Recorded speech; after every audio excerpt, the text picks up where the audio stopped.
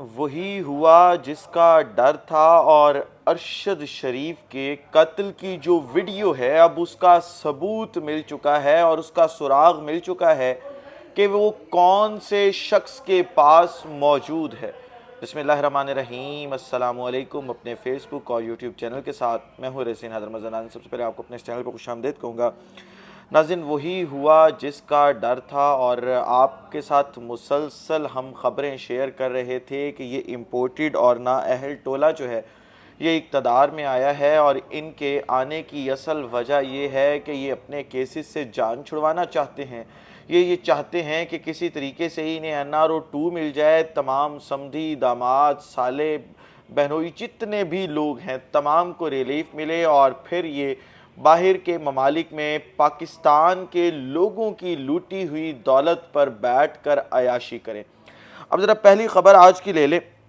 اور وہ خبر یہ ہے کہ آج آپ کو پتہ ہے کہ اسحاق ڈار جو ہے ان کے خلاف کیس لگا ہوا تھا احتساب عدالت میں۔ یہ وہ کیس ہے جس کے اندر منی لانڈرنگ کے اندر یہ ملوث تھے، اور ان کا گھر تک جو ہے وہ پاکستانی حکومت نے سیل کیا تھا۔ جہاں باقی تمام لوگوں کو ریلیف ملا،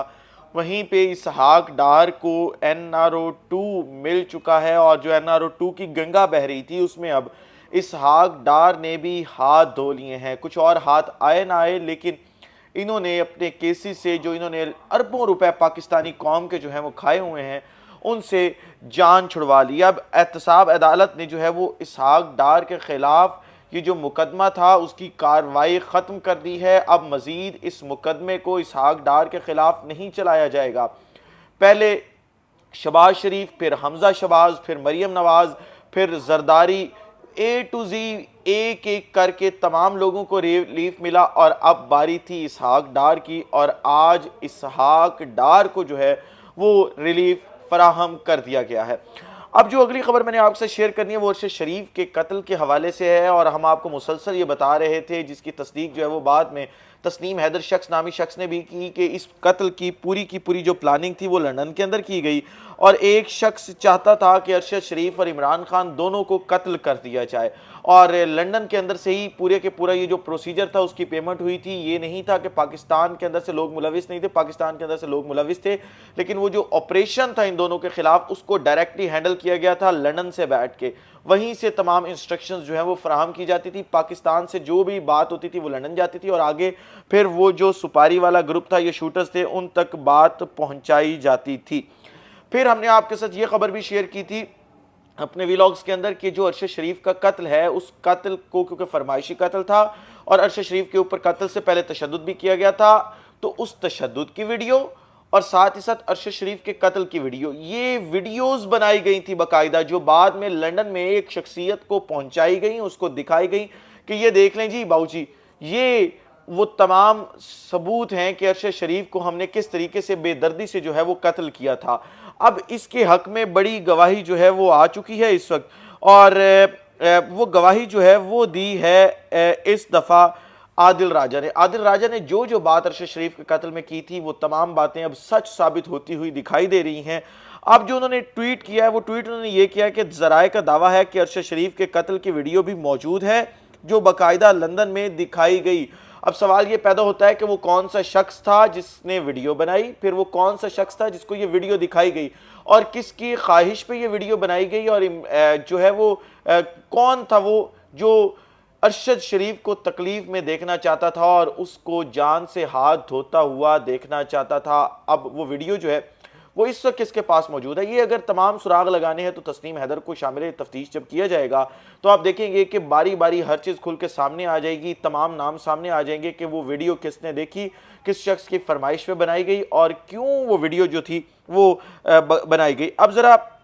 اگلا حصہ ٹویٹ کا سن لیں، پھر لکھتے ہیں کہ میں پہلے بتا چکا ہوں کہ قتل کا آپریشن اسلام آباد سے کنٹرول ہوا، جس دوران لندن سے مسلسل رابطہ رہا اور پیمنٹ بھی لندن سے آئی ہے۔ وہ تمام باتیں ہیں جو ہم بھی آپ کے ساتھ کافی عرصے سے شیئر کر رہے ہیں اور آپ کو بتا رہے ہیں، لیکن اس ٹویٹ کا سب سے پہلا پارٹ جو تھا وہ بڑا اہم تھا کہ ارشد شریف کے قتل کی جو ایک بے رحمانہ اور بے ایمانہ قتل تھا جس کے اندر کوئی رحم نہیں کیا گیا ارشد شریف کے اوپر، اس قتل کی باقاعدہ ایک فوٹیج بھی بنی ہوئی ہے، اور اب اداروں کو اس کے اوپر تحقیق کرنی چاہیے کہ وہ فوٹیج اس وقت کس کے پاس موجود ہے، اور اگر وہ فوٹیج جو ہے وہ مل جاتی ہے تو آپ دیکھیں گے کہ تمام کے تمام جو کردار ہیں اس سازش کے اندر وہ جو ہے وہ عیاں ہو جائیں گے، وہ ننگے ہو جائیں گے، اور پھر کچھ بھی اس چیز کے اندر جو ہے وہ نہیں رہ جائے گا۔ اب ذرا ایک اور خبر لے لیں، وہ آرمی چیف کے حوالے سے ہے، اور آرمی چیف کی تعیناتی کا فیصلہ جو ہے وہ بالکل قریب آ چکا ہے، یا ایسے کہہ لیں کہ آرمی چیف کی تعیناتی کا جو ہے وہ نام جو ہے وہ اب سامنے آ گئے ہیں، کنفرم ہو چکی ہیں۔ یہ جی خواجہ آصف صاحب نے ایک بیان دیا ہے، اور انہوں نے کہا ہے کہ وزارت دفاع کے پاس کل سینئر افسران کے نام آ جائیں گے، کل ہے 23 تاریخ،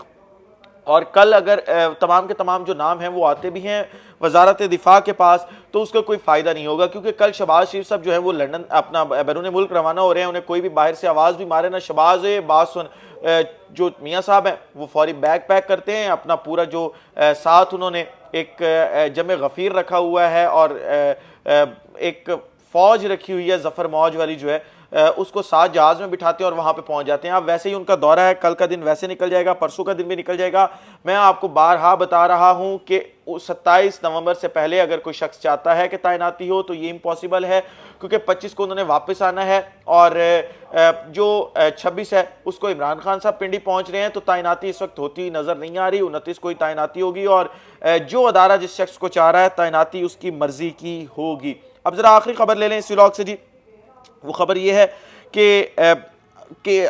جو نون لیگ ہے وہ خود ہی اس وقت کنفیوز ہے کہ اس ملک میں چل کیا رہا ہے اور ان کے ساتھ ہو کیا رہا ہے۔ کبھی کہتے ہیں جی فوج نیوٹرل ہے، کبھی کہتے ہیں نہیں فوج نیوٹرل نہیں ہے، فوج عمران خان کو ابھی بھی بیک پہ جو ہے وہ سپورٹ کر رہی ہے، وہ ابھی بھی بیک ڈور رابطے میں ہے عمران خان سے۔ پھر کبھی کہتے ہیں جی کہ پاک فوج کے اندر جو ہے وہ کچھ لوگ جو ہیں وہ نیوٹرل ہیں اور کچھ لوگ جو ہیں وہ نیوٹرل نہیں ہیں، یعنی مختلف گراؤنڈز کے اوپر مسلسل یہ کھیلنے کی کوشش کر رہے ہیں، لیکن کوئی بھی گراؤنڈ انہیں پورا نہیں مل رہا جس کے اوپر یہ کھل کے کھیل سکے۔ اب جی جو میاں جوید لطیف صاحب ہیں انہوں نے آج پھر ایک بیان دیا، ایک رات بیان انہوں نے دیا تھا متنازع، اب پھر ایک بیان دیا، اور اس میں وہ لکھتے ہیں کہ اسٹیبلشمنٹ میں آج بھی کچھ لوگ نیوٹرل نہیں ہیں، وہ سیاست میں ملوث ہیں۔ اب آپ کو پتہ ہے کہ اس وقت جوید لطیف صاحب کس کو تنقید کا نشانہ بنانا چاہ رہے ہیں، اور آپ ذرا اس وقت ملک کی بے حسی کا اندازہ لگا لیں کہ اس ملک کے اندر ایک جو جرنیل ہیں وہ ریٹائر ہو کے جا رہے ہیں، آرمی چیف کے طور پہ انہوں نے سرو کیا اور ایک بہت لمبا عرصہ سرو کیا۔ اب انہوں نے اس جرنیل کے خلاف لابنگ کرنے کے لیے اور اسے بلیک میل کرنے کے لیے اور پریشرائز کرنے کے لیے اتنا بڑا کارڈ کھیلا، اور جو ڈان لیکس تھا اس سے کوئی سبق نہیں سیکھا۔ دوبارہ میں آج آپ کو بتا رہا ہوں یہ کہ جو جنرل باجوہ کے حوالے سے فیکٹ فوکس کے اندر سٹوری چھپی ہے، اس کے پیچھے آج یہ بات آئے کل آئے، یہ حکومت اس کے اندر ملوث ہے۔ وہ تمام ڈاکیومنٹس جو وہاں پہ لگے ہوئے ہیں وہ حکومت کی پشت پناہی کے بغیر نکل ہی نہیں سکتے، کوئی ایسا شخص ہے ہی نہیں جو اتنے اہم ڈاکیومنٹس جو ہے وہ ریکارڈ میں سے نکلوائے۔ تو جس طریقے سے ڈان لیکس کی گئی ویسے ہی سیم یہ پورے کا پورا پروسیجر کیا گیا، اور آپ نے اگر اس بات کی تصدیق کرنی ہے تو آپ صرف اس بات کا اندازہ لگا لیں کہ احمد نورانی ہمیشہ کس کے ساتھ کھڑے رہے اور کس کے ترجمان بنے رہے اور جو ہے وہ کس کے بندے ہیں، آپ کو پورے کا پورا کیس جو ہے وہ سمجھ آ جائے گا۔ اس ولاگ سے مجھے اجازت دیجیے، جیسے ہی مزید تفصیلات آتی ہیں وہ بھی آپ کے ساتھ شیئر کروں گا۔ آپ کا اور تمام لوگوں کا اللہ حامی و ناصر ہو۔ پاکستان زندہ باد۔